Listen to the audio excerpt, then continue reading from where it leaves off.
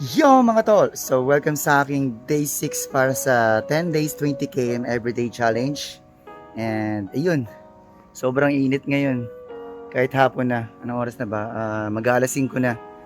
Pero grabe yung init, nakakasunog pa rin ng balat. Kaya tignan nyo naman, balat na balat ako. Tapos ginamit ko tong block na salamin ko kasi yun nga, paggamit ko yung isa kong salamin, nasisilaw pa rin ako eh. Especially ngayon na sobrang taas pa ng araw. So, yun, ito muna gamitin ko. Alright mga tol, see you later. Let's go!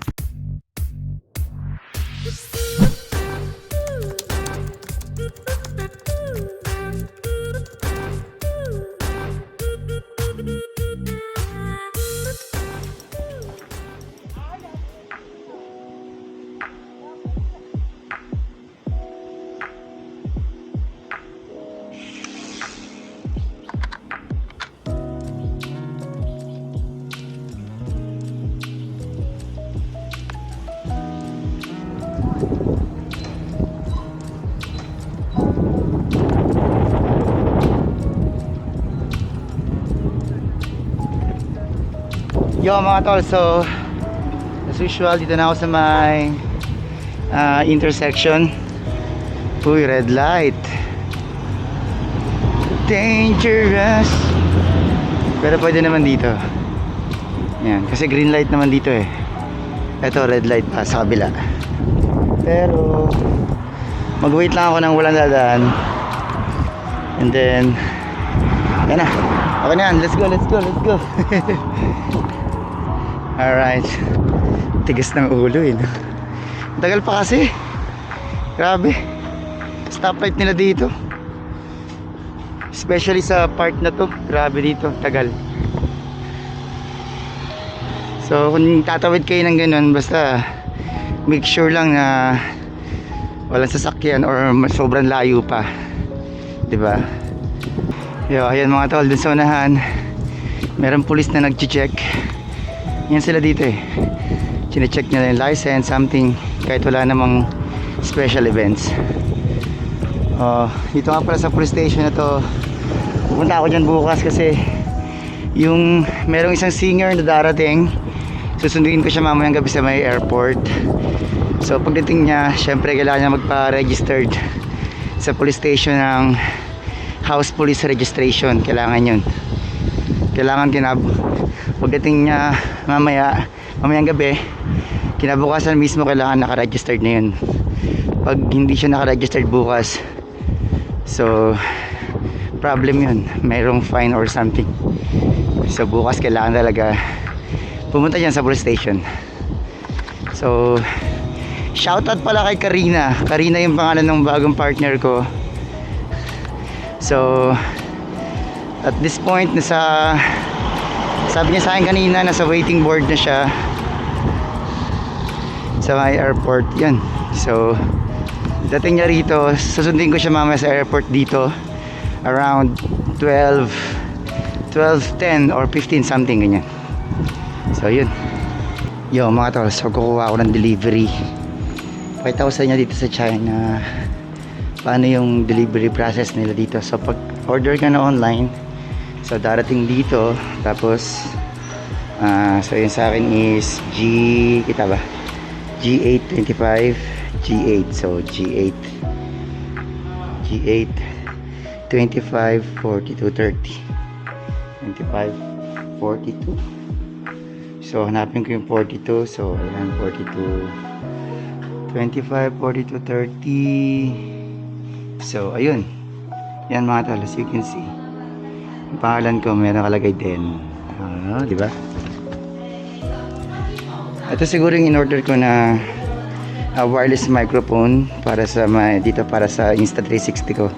So second hand lang to mga tol, pero pag unboxing ko na ito, papakita ko sa inyo. So for now on, scan ko muna. So yun, after nyo makuha doon, so kailangan nyo i-scan dito para ma-confirm na nakuha mo na. So hindi ka rin pwede magnakaw dito kasi pag in-scan mo yan, makikita yung mukha mo, sino nag-scan. So, pwede nyo isipin na, di magtago ako dito, di ba, sa gilid.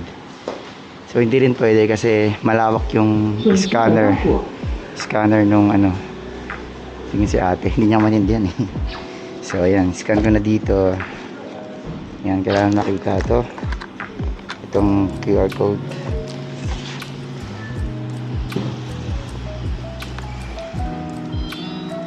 Ayaw ah. Isot kasi. Meow, buyog. Tapunong ka. 请取走包裹。 Ayun, okay na. Alright. So, meron pa akong ibang delivery. Kukunin ko muna. So, mga tol, ngayon papunta ako dun sa may kabilang kuwaan ng delivery. Medyo malayo. Hindi naman sobrang layo. By the way, ito yung market dito malapit sa resort. Yan. Mga prutas, may wet market, merong dry market. Yan. Diba? Dahil bibili kay Mano. Yan. Dun sa ng konti.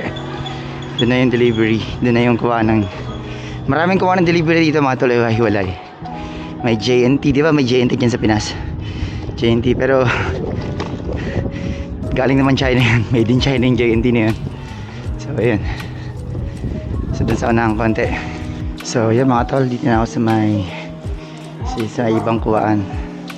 So itong ano ko is ano ba to? Kita ba sa camera? DR. So DR 2351. DR 2351. So ayun, DR 2351. So ayun. And then same as done, i-scan. 请取走包裹。 Yan ah. Alright. So kanina may chine-check sila dun sa camera. Siguro may nagkuha or may namali ng kuha. Yun lang yun eh. May nanguha or may namali ng nakuha. So mamaya ulit mga tala.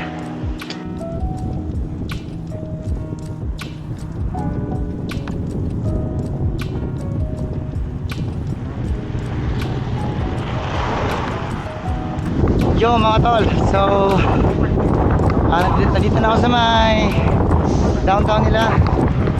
So dun sa unahan ng konti, dun na yung lilikuan ko pabalik sa resort. As usual, kung napanood nyo yung mga ibang video ko, same at same pa rin. Siguro sa pagtapos ng challenge na to, maghanap ako ng mga ibang lugar na mapupuntahan kasi maubos na yung ano eh, yung i-video ko eh, yung i-vlog ko eh, kasi pare-pares na lang araw-araw. Alright, dun sa unahan ng konti, water break. Mamaya ulit mga tol. Yo mga tol, so nandito na ako sa may ayun, itong pakanan. Tapos dun sa unahan ng konti, kakaliwa. Pag kaliwa ron, kakanan ulit. Tapos yun, dire-diretso na. So sa part na to, dito muna ako mag-water break. Yo mga tol, so water break muna ako dito, pahinga ng mga ilang minutes. Yan, masarap ang pahinga dito kasi sa part na to, yun, walang masyadong araw, ang arte. Walang masyadong araw, tapos siya yun, maraming puno dito. Saka yung hangin papunta rito kasi yun nga, maraming building. Tapos dito, dun sa unahan, dagat. So yun, hangin dito lahat. So sarap. Alright, water break muna. Tunaw na to eh. Kanina, yellow to kanina, nasa freezer kasi. So for sure, ayan o, tubig na yan. So medyo danger nga lang yan mga tol, kasi yun nga, umaano yan dito sa may, sa part na to ng bike natin. Pero nililinis ko naman tong bike na to siguro 3 or 2 times a week. So next time gagawa ko ng video, so paano ko siya linisin. So yun, water break muna, medyo mahaba na.